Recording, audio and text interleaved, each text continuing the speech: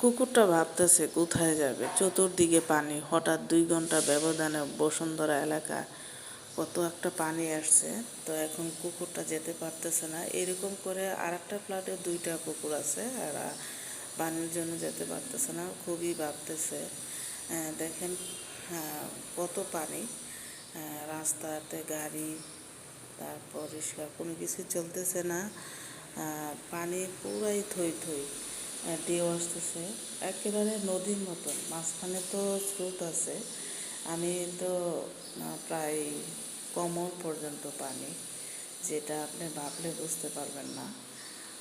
সবাই এরকম ভিজে ভিজে আসতেছে। এরকম যদি 6 ঘন্টা পানি থাকতো তাহলে ভাবেন বসুন্ধরা কতটুক পানি উঠতো। দেখেন কী রকম ঢেউ ঢেউ আসতেছে। তারপর